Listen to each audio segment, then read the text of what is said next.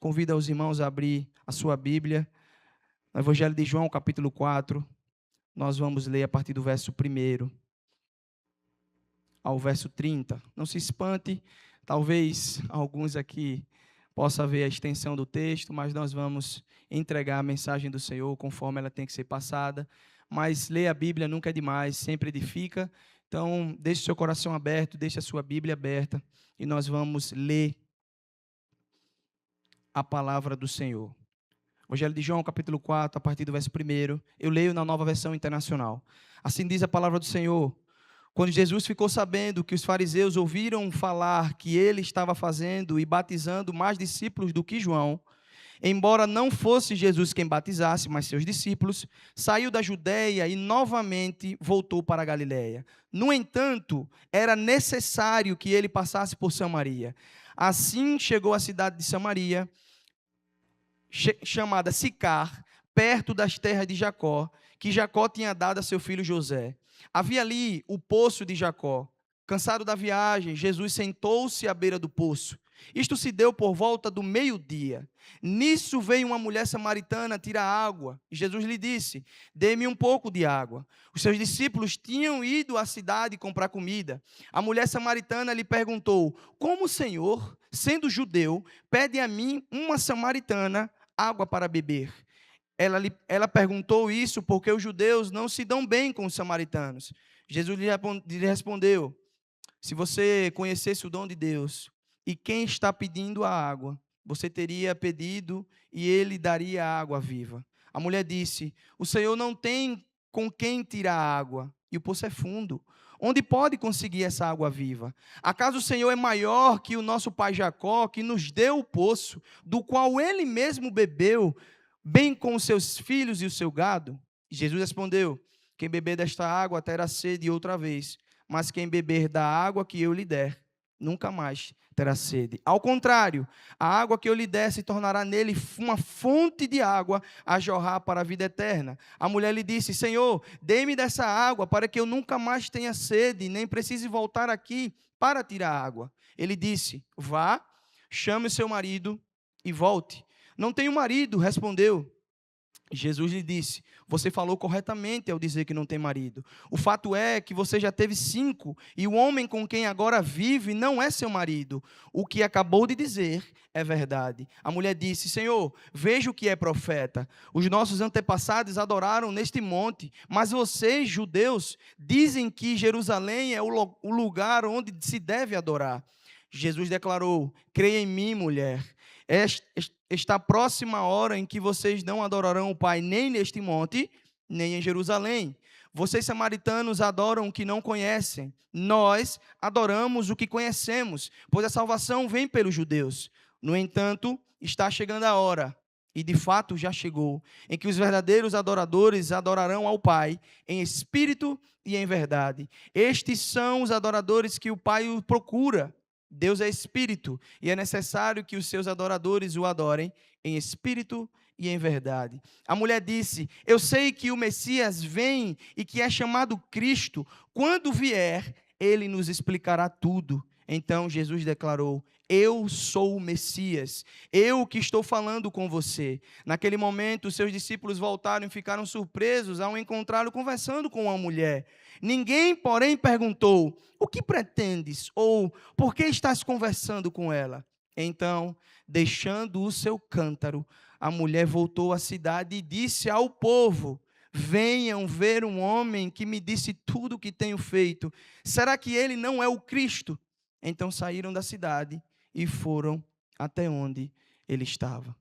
Senhor, a tua palavra foi lida e eu creio que só a tua palavra tem poder de transformar. Meu pedido nessa noite é que o Senhor me use mais uma vez para louvor da tua glória. Eu oro em nome de Jesus.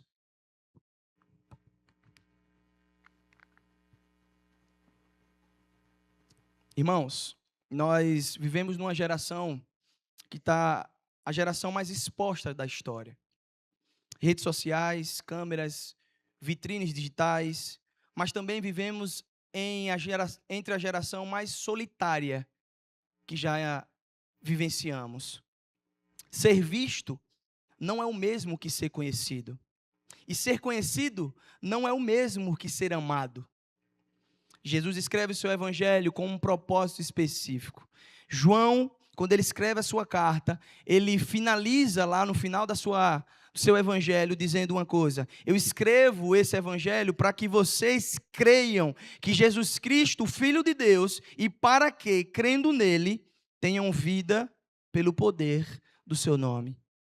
Ou seja, João está escrevendo aqui, é por isso que ele é chamado de um outro evangelho. Ele está escrevendo aqui lições preciosas a respeito da vida de Jesus. E ele não escreve isso por acaso. Ele escreve isso para que os leitores, aqueles que iriam ter contato com esse evangelho, pudessem crer que Jesus Cristo é o Filho de Deus. E aqui em João capítulo 4, nós não vemos um encontro casual. Não. Eu quero que você me acompanhe nessa história, e essa história tem muito a ver comigo e com você. Aqui não é um encontro casual, aqui nós vemos uma revelação cristológica profunda. Teologia de Cristo, que vai apontar que Jesus é o Messias prometido, o Salvador, o Deus que atravessa fronteiras. Deus que rompe barreiras. E a partir disso, eu quero que você navegue comigo no texto, e nós vamos ver alguns detalhes desse texto, chegando no final dele, entendendo uma mulher que sai do poço para uma missão. Primeira lição que eu quero deixar à vida dos irmãos, que o texto me apresenta muito claro, está no verso 4. Jesus atravessa fronteiras para buscar pecadores. João 4,4 diz que era necessário passar por Samaria. Interessante notar que a geografia e o contexto histórico do texto diz que entre a Judeia e a Galileia estava uma cidade de Samaria. E judeus piedosos evitavam esse trajeto que o Senhor Jesus estava fazendo, porque judeu e samaritano, o texto disse para mim que não se davam bem. O texto é até bonito e enfático quando ele diz isso, porque na verdade, após a queda do Reino do Norte, em 722 a.C., os assírios misturaram muito povos e religiões. E os samaritanos veio disso, e eles eram vistos um povo como religiosamente impuro, etnicamente misturados, teologicamente desviados. A salvação não poderia vir daquele lugar. Ninguém naquele lugar poderia ter contato com a fonte eterna. E aí o ódio era mútuo. Os samaritanos odiavam os judeus e os judeus odiavam os samaritanos. Mas João diz algo para mim que é teologicamente profundo. Porque ele diz que Jesus, o texto do verso 4 diz que era necessário Jesus passar por ali. Tinham outros caminhos, irmãos. Mas ele está dizendo que era necessário o Filho do Homem passar por onde ninguém queria passar. E a mulher se estranha na conversa que tem com ele. O senhor é judeu? O que o senhor está fazendo aqui conversando com uma mulher? Porque, irmãos, Cristo não evita territórios difíceis. Cristo não contorna histórias quebradas. Cristo atravessa fronteiras, seja ela cultural, seja ela moral, seja ela religiosa. Ele está além disso. E aqui ele atravessou algumas barreiras. Primeiro, a barreira étnica. Segundo, a barreira de gênero, homem e mulher. Ela mesma está dizendo, eu não posso, o senhor não pode falar comigo. E ele também avança a barreira moral. Aquele ar de superioridade que às vezes nós temos, não é isso? Eu sou moralmente melhor que alguém simplesmente porque eu não faço determinadas coisas. Jesus está fazendo cair por terra. Ele poderia muito bem dizer, sim, eu sou judeu. Eu não me misturo com aqueles que não podem ter contato e são impuros diante de mim. Mas o texto diz para mim que era necessário ele passar por ali. Porque, irmãos, entendam uma coisa, a iniciativa para a nossa salvação sempre é de Jesus. Não é a mulher que procura Jesus, é Jesus que a encontra. O texto diz que a mulher está indo buscar água, mas ela encontra o Cristo diante dela. Então, primeiro ponto é que Jesus ele sempre vai atravessar fronteiras para buscar os pecadores. Ah, pastor, mas há muitos pecados diante de mim. O Senhor rompe todas as barreiras para ter um contato com você. O texto, ele avança, e no verso 6, ele diz para mim que Jesus, cansado da viagem, sentou. E aqui nós vamos ver o Deus encarnado se assentando, cansado. Irmãos, aqui nós vemos a beleza da encarnação. Não é reencarnação, é encarnação, é Deus encarnado em Jesus Cristo. Ele se encarna, o verbo de João capítulo 1, verso 1, o verbo era Deus e o verbo estava com Deus, agora o verbo está dialogando com a mulher, ele cansa. O texto diz para mim que ele está cansado de viagem e ele senta. Ele senta, irmãos. E aqui nós vemos o Deus eterno, o Criador do universo, com sede. Nós vemos o Deus do universo cansado. Nós vemos ele assentado junto a um poço. O texto vai dizer que ele atribui a Jacó. Está lá no Antigo Testamento. Se os irmãos forem ler Gênesis, na leitura bíblica, acredito que já viram citar esse tanque, esse poço. Porque, irmãos, aqui para mim apresenta algo maravilhoso. Há um termo na teologia chamado união hipostática, que ele fala que o homem, Jesus, na verdade, ele é completamente homem e completamente Deus. E aqui nós vemos a perfeição da humanidade de Jesus. Ele senta cansado. Isso para mim demonstra muitas coisas, porque na correria da vida, irmãos, no ativismo das atividades, na correria sempre querendo uma vida melhor, e não estou dizendo que isso é errado, porque esse que vos fala também a cada dia, como eu falei para uma amiga, a única coisa que eu peço ao Senhor é saúde. Me dê saúde, Senhor, o resto a gente vai atrás. Saúde. Então nós queremos sempre dar o melhor à nossa família. Isso não tem nada de ruim nisso. A grande questão é que às vezes nós não descansamos. Descansamos.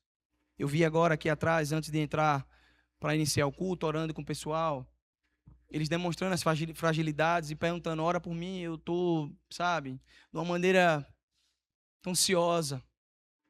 E eu não quis compartilhar na hora, mas é interessante, porque quase eu digo, eu também. Inclusive essa noite varei a madrugada, sem dormir. Porque quando às vezes chega na nossa porta a tempestade, a gente fica preocupado, não é assim? Ou é só comigo que é assim? Mas o texto está dizendo que Jesus descansou. E como eu disse a alguns irmãos hoje aqui embaixo, falar de descanso é muito teórico. Difícil é nós vivermos na prática o descanso no Senhor. Mas aqui o próprio Jesus encarnado, ele descansa. O texto diz que ele está cansado. E aqui me apresenta algo que o Criador do universo, ele se cansa, mas ele sustenta o universo. O Criador do universo, ele pede água, mas ele é a fonte de vida. O Criador do universo, ele fala aos que estão cansados, dizendo, eu entendo a sua exaustão emocional, física e espiritual. Eu entendo você. Eu estive assim. Mas ainda assim, aos orgulhosos, ele começa pedindo. Dá-me um pouco de água. Irmãos, o Deus que poderia exigir adoração, ele começa pedindo água. O texto avança e no verso 7 ele diz, dai-me de beber. E aqui, irmãos, para mim é algo interessante, porque ele não começa confrontando essa mulher. Ele conhece essa mulher e daqui a pouco nós vamos ver que ele não conhece ela por um pouco, ele conhece por completo, mas ele não começa expondo. Ele não diz, você está em pecado.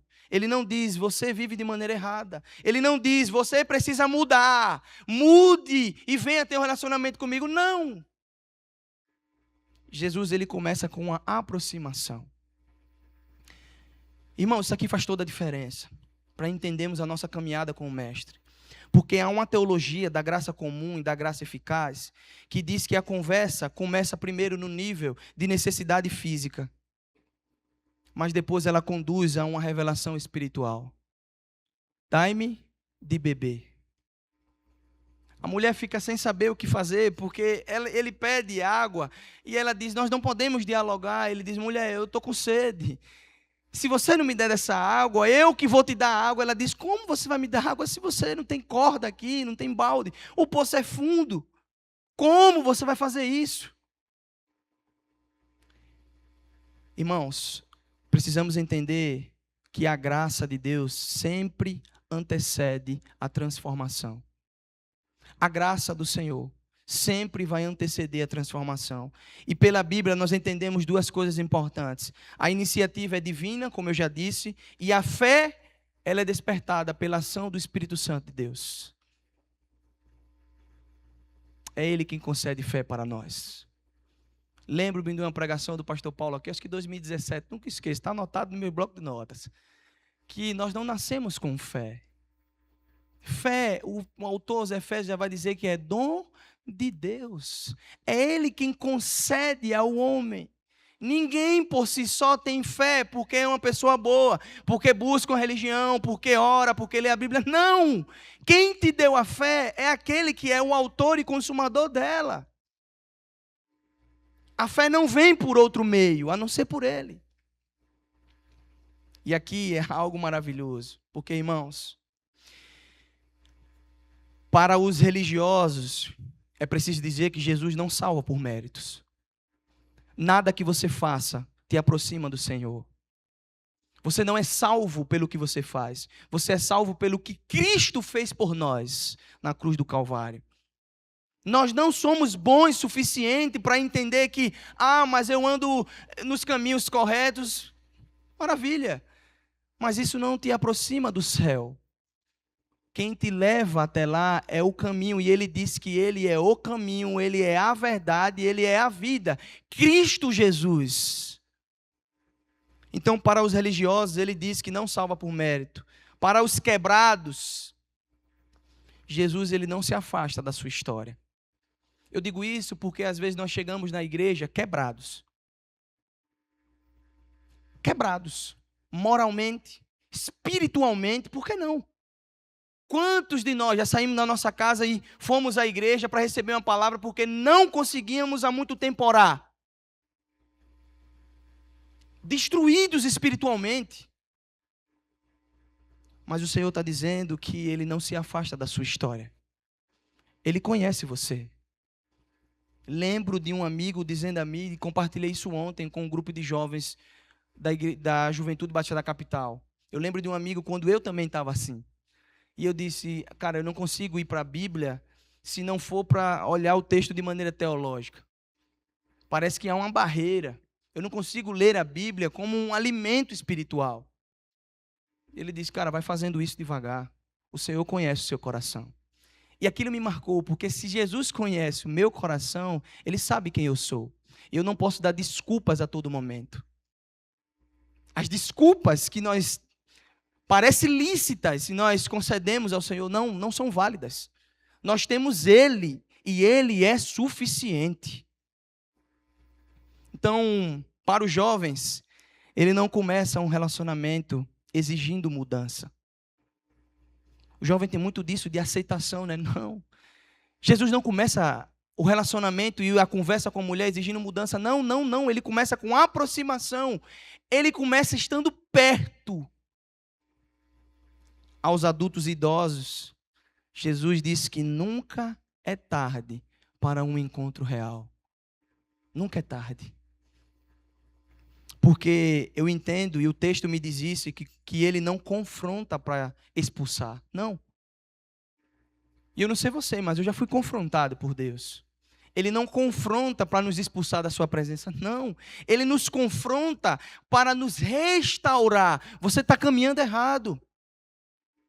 Não é por aí, ele não está te expulsando da presença, ele está dizendo, não faz isso, volta para cá. Eu quero que você seja plenamente restaurado. O confronto do Senhor não nos serve para tirar a sua presença de nós, mas para nos trazer à tona quem é o Deus da nossa vida. O texto avança e ele mostra para mim que a verdade que expõe é a verdade que liberta. A verdade que expõe é a verdade que liberta. Olha o que ele diz no verso 16 a 18. Ele diz, vá, chame seu marido e volte. E ela diz, não tenho marido. Respondeu Jesus: você falou corretamente ao dizer que não tem marido. O fato é que você já teve 5. E agora vive com aquele que não é seu marido. O que você acabou de dizer é verdade. Irmãos, aqui há um diálogo que a sociedade ela não está pronta e preparada para ter com pessoas que estão às margens, como essa mulher estava. Essa mulher, ela vivia às margens, ela era uma marginalizada no sentido literal. Você parou para pensar o horário que ela foi buscar água no poço? 12:00, irmãos. E aqui não tem horário geográfico diferente. Ninguém, em sã consciência, vai a um poço, 12:00, há um calor extremo que está fazendo. Essa mulher, o texto diz para mim de maneira velada, que estava fugindo de todas as pessoas. Ela queria estar sozinha naquele poço. Ninguém pode me ver aqui. Só que eu já vi algumas pregações de pastores falando que essa mulher era uma adúltera, que essa mulher disse: irmãos, a teologia me ensina a ficar com o texto bíblico. O texto bíblico, ele não diz que aquela mulher cometeu adultério. O texto bíblico não diz que ela foi infiel. O texto bíblico não diz que ela seduziu aqueles 5 homens a qual foi o marido. Não. O texto está apresentando fatos. E aí, a cultura, a sociedade patriarcal da época, vai falar muitas coisas. Primeiro, uma mulher naquela época dependia emocionalmente do casamento. Ou os irmãos esqueceram que mulher naquele tempo não tinha tanto valor. Os divórcios naquela época de Jesus eram iniciados prioritariamente por homens. E uma mulher com 5 maridos, irmãos, ela carregava uma vergonha social profunda.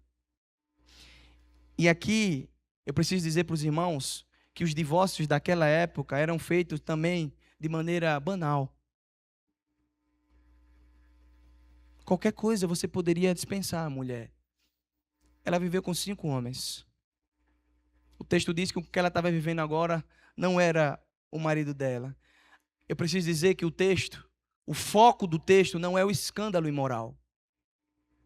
O texto que apresenta para mim não fala de um escândalo moral, fala de um Jesus que não descobre nada novo sobre ela. Fala da onisciência de Jesus. Ele era Deus, ele sabia quem era aquela mulher. E sabe por quê? Ele toca na ferida dela, porque ela estava tendo sede, mas estava buscando no lugar errado. E aí é a teologia do conhecimento divino. Aqui nós vemos a onisciência do Cristo. Ele conhece o passado, ele conhece as feridas, ele conhece os vazios afetivos. Ainda assim, ele permanece.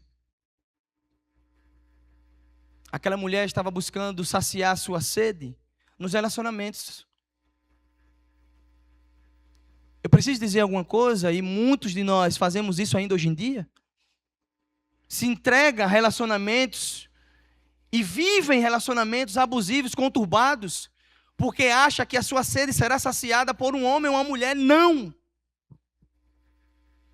A sua sede não será saciada pelo emprego, a sua sede não será saciada pelo filho, a sua sede não será saciada pela família, a sua sede será saciada por Cristo Jesus. Ponto. E ele está dizendo à mulher: mulher, você teve 5 maridos, você estava buscando saciar a sua sede aonde não deveria. E aqui, irmãos, há uma graça soberana de Jesus. Porque eu preciso dizer que todos nós temos cântaros emocionais. O texto mais para frente vai dizer que ela deixa o cântaro e vai até a cidade. E o cântaro significa o quê? É tudo aquilo que nós carregamos para tentar matar uma sede que só Jesus pode saciar. Então você tem um cântaro, você tem um vaso que você quer encher de algo que você vai se frustrar logo mais na frente. Eu preciso dizer que nós fazemos isso quase que diariamente, irmãos. Depositamos ou queremos encher o nosso cântaro de algo que não vai saciar a nossa sede. Não vai. Pelo contrário, dá uma sensação até de preenchimento. Mas daqui a pouco iremos sucumbir. Irmãos, Jesus não perguntou pelo marido para acusar aquela mulher.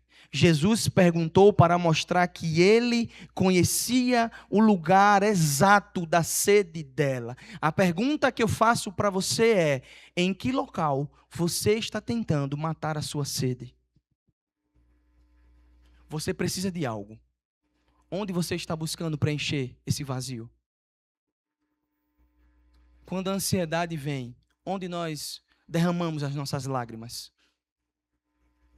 Quando a tempestade chega no nosso barco, onde fazemos com que o nosso cântaro desça, trazendo água? De que lugar? Qual é a fonte? Qual é a fonte, irmãos? Porque entendam só, não existe santificação sem exposição. Mas em Cristo, exposição não gera destruição, gera redenção. Em Cristo, Ele não expõe os nossos erros para nos julgar. Não, Ele fala para render a nossa alma em louvor e adoração a Ele. O texto avança, e depois que ele pergunta sobre os maridos, no verso 26 ele diz à mulher: eu sou o Messias.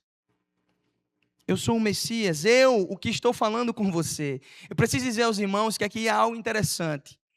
No hebraico, no Antigo Testamento, quantos vão lembrar? Moisés, vai lá falar ao faraó: e quem eu digo que o Senhor é? Eu sou o que sou. Diz a ele que eu sou o que sou. No hebraico, o nome de Deus, há uma pronúncia de algumas letras, e essa mesma tradução, na Septuaginta, o Antigo Testamento, traduzindo do grego para o Novo Testamento, é o mesmo verbo que é colocado aqui pelo Senhor. Quem és tu? Jesus está dizendo à mulher de Samaria: eu sou. Eu sou o mesmo de lá de Moisés. Sou o mesmo que libertou o povo do cativeiro do Egito. Eu sou o mesmo que veio trazer redenção àqueles que não mereciam. Eu sou. Eu sou. Ou seja, quando Jesus usa essa mesma expressão no Antigo e no Novo Testamento, ecoa o mesmo nome revelado a Moisés. E aqui, irmãos, Jesus, eu preciso dizer que raramente ele se revela tão diretamente nos evangelhos. Lembram de algumas histórias? Jesus encontra algumas pessoas e o pessoal: quem é? Ele diz: não precisa dizer nada não. Vai para casa. Não, eu vou te seguir. Jesus: não. Vai para a sua família. Volta para os seus. Jesus, raramente ele se apresenta como o Messias prometido. E ele está diante de uma mulher marginalizada, achando que realmente ela não tinha mérito nenhum. E para ela, ele diz: eu sou. Por quê? Porque há uma teologia da graça do Senhor. Qual é a teologia da graça, pastor? Deus escolhe os improváveis. Deus faz com que o reino dele não avance pelos poderosos. O reino do Senhor avança pelos alcançados por ele. E todos nós somos alcançados pela graça do Senhor. Todos nós. Ele restaura a identidade antes de dar missão à mulher. Mulher, quem é você? Eu sou aquele que pode fazer maravilhas para você. Eu sou. Então, irmãos, antes de enviá-la, ele se revela a ela. Antes de Jesus enviar você, para você dizer algo sobre ele, ele se revela para você. Quem é o Senhor? Ele é o Deus da sua vida. Eu sou. É isso que ele é. Irmãos, eu preciso dizer que missão sem identidade gera ativismo. Identidade sem missão gera estagnação. Você sabe quem você é em Cristo, não sabe? mas você não tem uma missão definida. Você não revela aquele que salvou você. Você não fala sobre ele. Você não vive mostrando que você conhece esse Jesus. Você não faz isso. Você tem uma identidade, mas a sua identidade sem a missão vai estagnar você. Você vai parar, vai ficar de banco, dizendo, eu preciso ir à igreja para que pastores falem ao meu coração. Não! Nós chegamos aqui no ajuntamento dos santos para juntos adorarmos e engrandecermos o nome do Senhor. Nós também, os pastores, bebemos disso aqui. Então, irmãos, missão sem identidade gera ativismo. Gente que faz de tudo na igreja. Meu Deus, uma bênção, né? O irmão é uma bênção. Qual é a missão, irmão? Qual é a missão? Está fazendo por quê? Para quem? Há uma missão no nosso coração. Se não vira ativismo, irmãos. O texto avança. E ele chega no seu final, no verso 28. Quando ele disse para mim o seguinte, a mulher, verso 28. Então, deixando o seu cântaro, a mulher voltou à cidade e disse ao povo: venham ver um homem que me disse tudo o que tenho feito. Será que ele não é o Cristo? Então, saíram da cidade e foram até onde ele estava. Deixa eu dizer para vocês, o texto inicia dizendo para mim que tinha uma mulher samaritana tentando buscar água, meio-dia, em um poço. Isso demonstra para mim que ela, primeiro, está fugindo de algo, de alguém. Segundo, ela não queria ter contato nem falar com ninguém. Ela está meio-dia num lugar onde ninguém vai. Ninguém vai. O texto finaliza dizendo para mim que essa mesma mulher, agora, ela volta à cidade. O texto diz para mim que aquela mulher que tentava se esconder, porque se achava indigna, se achava alguém que não tinha direito a nada, essa mesma mulher volta à cidade e diz: venham ver. Irmãos, o cântaro dessa mulher significa a antiga busca dela. O texto diz que ela deixa o seu cântaro e ela volta. O cântaro significa a antiga busca, a rotina da vergonha daquela mulher. Toda vez que ela olhava para o cântaro, ela dizia: eu vou tirar água de algum lugar, mas a minha sede voltará. O cântaro significava uma necessidade física. Ela poderia tirar água quantas vezes ela quisesse, mas um dia ela tornaria a ter sede. E o texto diz agora para mim, irmãos, que ela larga o cântaro, ela deixa o cântaro e volta correndo à cidade. Venham ver. Ela vai buscar água e encontra a fonte.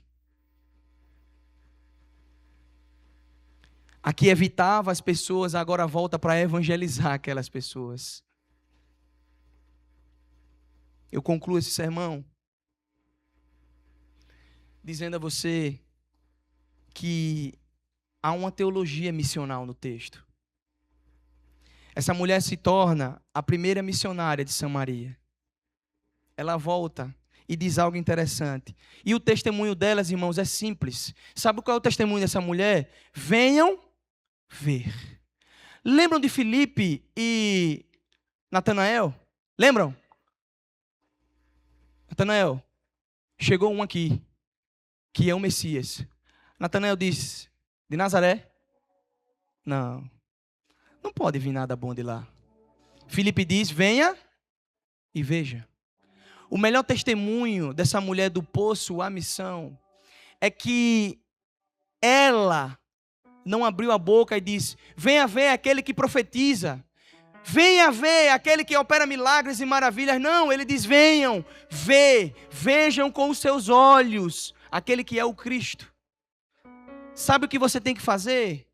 Quando você larga o seu cântaro e deixa de buscar água no lugar onde você estava tentando saciar a sua sede, as pessoas que estão à sua volta vão dizer: o que é que aconteceu? E você vai dizer: venha e veja. Venha ver, a cidade, venha ver, eu encontrei o Cristo.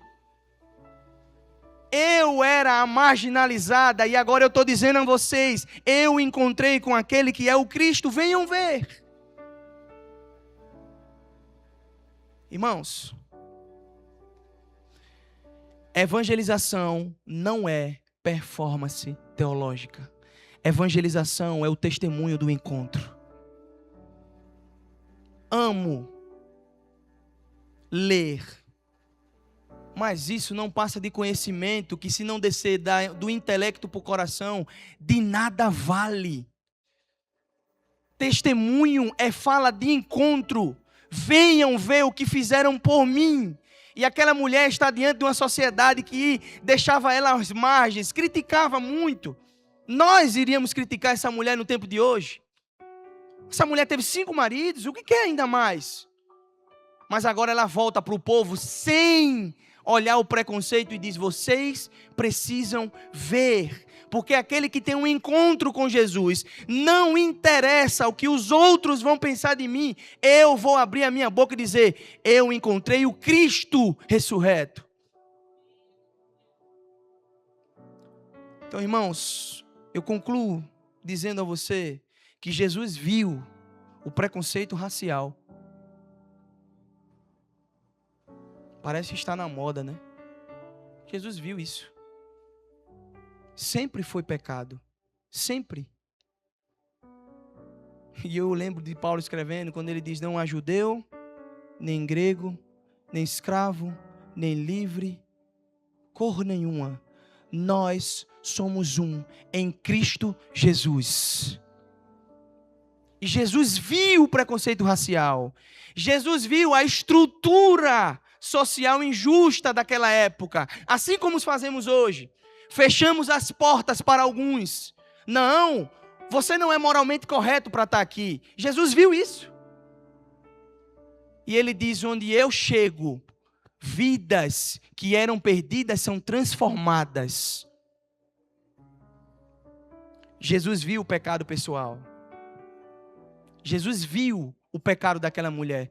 Os irmãos leram que ele expôs isso para ela? Ele mesmo expôs. Você disse a verdade. Não é seu marido. Mas nem por isso ele fechou a porta do reino. Venha. Eu sou o que transforma você. Eu sou a fonte que, se você beber, nunca mais você terá sede. Jesus viu a carência afetiva daquela mulher. Jesus viu, irmãos. Mas ainda assim, o nosso Jesus, louvado seja o nome do Senhor, ainda assim, ele ficou. Ainda assim, ele conversou com aquela mulher. Ainda assim, ele se revelou a ela. Ainda assim, ele confiou algo muito precioso. Sabe o que foi que ele fez? Ele anunciou: eu sou o Messias prometido. Eu confio nessa que ninguém dá credibilidade. Eu sou. Porque quando nós achamos que não temos mais jeito, que ninguém deposita confiança em nós, Jesus deposita confiança em você. Ele acredita em você. Então, irmãos, eu preciso dizer que para quem está cansado, para quem está tentando esconder algo, ele já sabe. Está tentando esconder algo do Senhor? Tem algo no seu coração que você não quer que ninguém saiba? Ele já sabe. Para quem está vivendo um tempo de angústia, de dilemas da vida, Ele é a fonte inesgotável. Chegamos às vezes num pico de estresse tão grande, que às vezes não sabemos como dar um passo à frente. E Jesus está dizendo: ei, eu sou a fonte. Quem beber de mim nunca mais terá sede. Ele não está prometendo, irmãos, para mim e para você dias de bonança. Não, desculpa lhe dizer isso. Mas Ele está prometendo que Ele estará conosco todos os dias. Para quem se sente indigno diante de todos, Ele atravessa barreiras. E é para você, para mim, que Ele veio. Sabe você que se sente indigno? Não merecedor de nada. carente da graça do Senhor, é para você que Ele veio. Ah, pastor, mas ninguém deposita nada de esperança em mim, mas Ele deposita. E isso basta.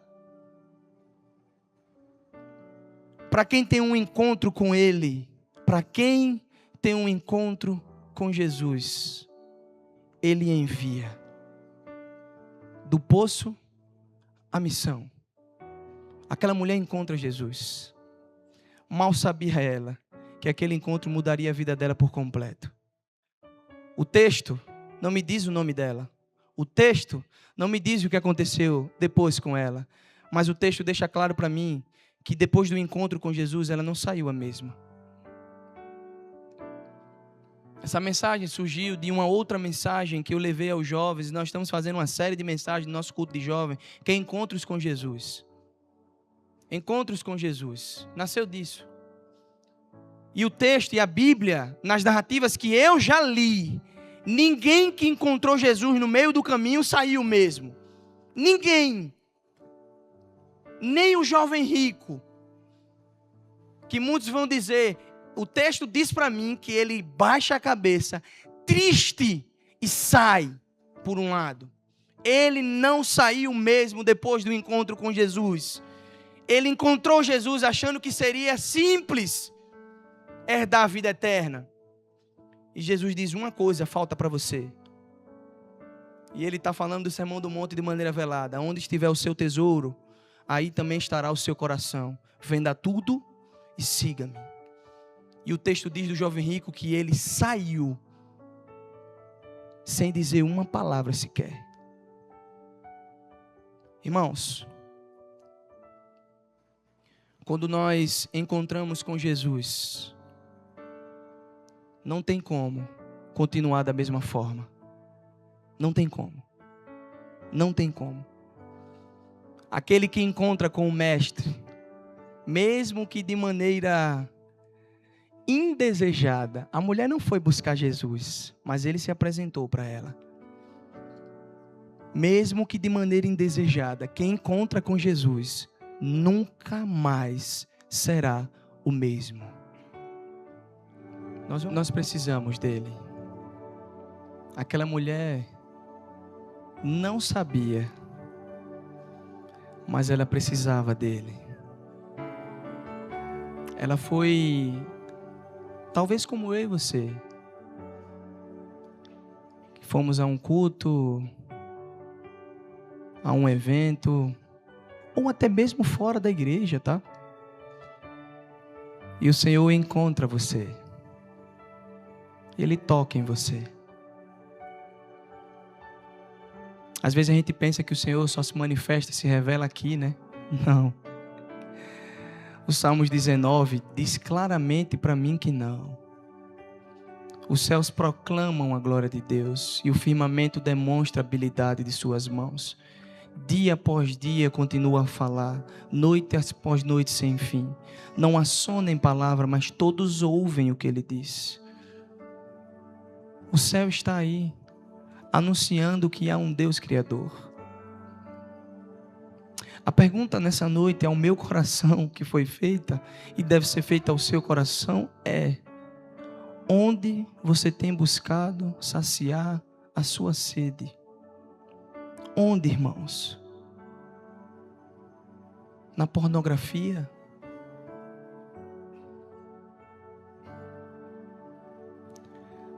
No jogo online? No remédio que nós tomamos de maneira descontrolada para que possamos produzir mais? Quando eu li sobre isso, que os jovens costumavam fazer isso, fiquei estarrecido. Pessoas saudáveis que tomavam remédio para ficar acordado, para simplesmente produzir mais, estudar mais, trabalhar mais. Onde vamos parar? O Filho do homem, o Deus encarnado, sentou-se, descansou. Mas nós achamos bonito dizer que nós somos o workaholic, né? O rei do trabalho. Não, eu não descanso, eu trabalho em 5, 6 lugares. Desde quando isso foi saudável? Desde quando nós normalizamos isso? Irmãos, aonde estamos tentando saciar a nossa sede? No filho, naquela que não tem filho e diz: Senhor, me dá um filho para que eu possa ser completa? É no filho? Na família? Não, quando o meu filho for convertido, Onde você está saciando a sua sede? Eu acredito que eu não sou o único que sou confrontado com isso, quando o Senhor chacoalha a nossa vida e diz: ei, amigão, onde você tem buscado? Como bem disse o pastor Paulo pela manhã, primeiro é em nós. Se não for para mim, nem aqui eu estaria. Mas eu tenho plena certeza que tem muita gente buscando saciar sua sede em lugares errados. Eu tenho certeza disso. E eu tenho certeza também que Deus está expondo algumas coisas agora, assim como fez para a mulher. Não sou eu não tenho poder nenhum. Foi até aqui. O sermão finalizou, é até aqui. Agora é o Espírito Santo de Deus que chacoalha mesmo, ele incomoda mesmo. E ele vai expondo algumas coisas e trazendo à nossa mente e ao nosso coração coisas que nós precisamos deixar. Assim como a mulher deixou o cântaro dela e voltou à cidade correndo, nós precisamos deixar algumas coisas. Eu e você. E o Senhor nos confronta a isso. Irmãos, que não saiamos dessa noite em nome de Jesus da mesma forma que entramos. Eu peço agora, Espírito Santo de Deus, incomode em nome de Jesus pessoas que precisam ter a vida transformada. Senhor, chacoalha as emoções. Se tiver que virar de cabeça para baixo, vira, Senhor, para que essa pessoa entenda que ela não é nada sem o Senhor. Mas eu preciso também dizer que aquela mulher marginalizada, ela começou ao meio-dia e ela acabou o seu encontro anunciando a missão.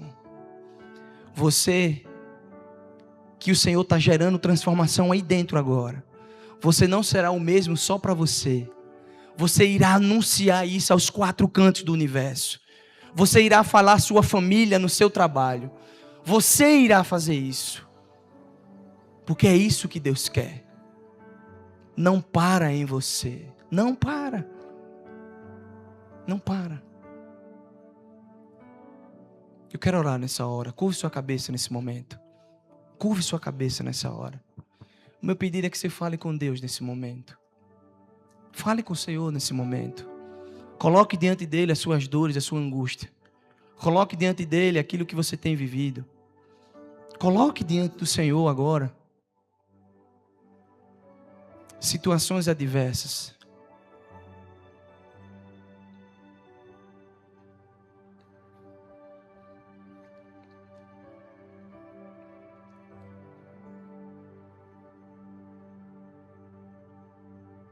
Louvado seja o nome do Senhor. O Senhor está fazendo grandes coisas no meio de nós. O Senhor está movendo corações nesse momento. Eu quero orar nessa hora. Se for o seu caso, se você vê que o Senhor está fazendo e alinhando você e dizendo que você está bebendo em fontes que não deveria, eu queria que você ficasse de pé e eu queria orar por você nessa hora. Esse é só o meu desejo no coração. Se você tiver essa coragem, faça isso nesse momento. Fique de pé, eu quero orar por você. Amém, em nome de Jesus. Amém, Senhor. Amém, Deus. Sim, Senhor, o Senhor se faz presente nesse lugar. O Senhor está nesse exato momento limpando aquilo que só o Senhor pode limpar. O Senhor está restaurando agora, nesse exato momento, e trazendo a fonte inesgotável, onde essas pessoas, a partir de agora, nunca mais terão sede. Senhor, faz com que a tua água jorre nesse exato momento. Espírito Santo de Deus, vem com tua presença sobre nós. Vem sobre nós, Senhor. Vem sobre nós. Nós vamos orar. Senhor, nós estamos aqui intercedendo agora, com um coração muito grato por tudo aquilo que o Senhor tem feito no meio de nós. Mas eu clamo agora, Senhor. Há um clamor no meu coração. Eu te peço por esses irmãos que estão de pé, por esse irmão que veio aqui à frente. Senhor, eu oro para que a tua graça seja superabundante sobre eles. Eu oro para que aonde eles estejam buscando o Senhor, talvez em fontes até lícitas, e eles estão achando que vão encontrar o Senhor, que a partir de agora eles abram os olhos espirituais e vejam que o Senhor sempre esteve com eles. A partir de agora há um novo momento de vida, há um novo significado de vida. Aquele que chegou ao poço buscando água de maneira totalmente equivocada, sairá daqui com uma missão de espalhar o teu evangelho àqueles que estão à sua volta. O evangelho não fica só em nossos corações, é muito pouco, Senhor. Nós precisamos vivenciar e espalhar isso. Senhor, em nome de Jesus, derrama da tua graça, derrama do teu poder. Senhor, em nome de Jesus, fortalece a fé dos irmãos. Faz com que eles a cada dia percebam o toque do Senhor em todas as áreas da vida deles, Senhor. Eles não estão sozinhos. Aquele eu sou está com eles todos os dias. E é esse Deus que nós cremos, a esse Deus que nós oramos, a esse Senhor que nós servimos. Nós louvamos o teu nome, glorificamos o teu nome, exaltado seja somente o seu nome, desde agora e para todos sempre. Amém. Louvado seja o nome do Senhor. Deus é bom, irmã Edna. Deus é bom. Como é o nome dele? Como é o nome, meu irmão? Hamilton. Que Deus te abençoe, meu irmão. Amém. Glória a Deus. Deus é bom. Deus é bom. Amém. Pode sentar, senhor Hamilton. Muito obrigado. Meus queridos, Deus é maravilhoso. Ele é bom. Deus é bom e mesmo sem entendermos nada, Ele faz infinitamente mais do que aquilo que pedimos e pensamos. Que a sua semana seja carregada da presença do Senhor. Que você entenda que não acaba aqui. O culto continua. O culto é a sua vida de inteira entrega e adoração ao Senhor. Viva para a glória de Deus. Que a sua semana seja abençoada, que a sua família seja abençoada, que o seu emprego, agradeça a Deus pelo seu emprego, vá trabalhar feliz porque você tem um lugar para poder trabalhar. Aqueles que ainda não têm, o Senhor está providenciando algo para você. Creia que o Senhor é com você, em nome de Jesus. Fiquemos de pé nessa hora, coração em bênção, estaremos encerrando o culto dessa noite. Senhor, nós podemos sentir a tua presença entre nós. Obrigado, Senhor. Obrigado porque apesar de mim, o Senhor fala com o teu povo. Nós somos muito limitados, Senhor, muitos limitados. Senhor, o Senhor sonda do nosso coração e sabe da nossa pequenez, mas o Senhor é grande e a tua misericórdia dura para sempre. Obrigado, Senhor, por essa noite. Obrigado pela manhã, pela porção da palavra que recebemos também. Nos dá uma semana debaixo da tua graça. Livra-nos de todo mal. Faz com que a tua mão poderosa esteja sobre nós e sobre a nossa família. Nos guarda, Senhor, e nos dá um sentimento de gratidão por tudo aquilo que o Senhor tem feito por nós. E que o amor de Deus o Pai, a graça maravilhosa de Cristo Jesus, doces e poderosas comunhão e consolações do Espírito Santo, seja com teu povo aqui reunido, espalhado por toda a face da terra. Podemos dizer? Amém. Louvado seja Deus. Deus abençoe, meus irmãos.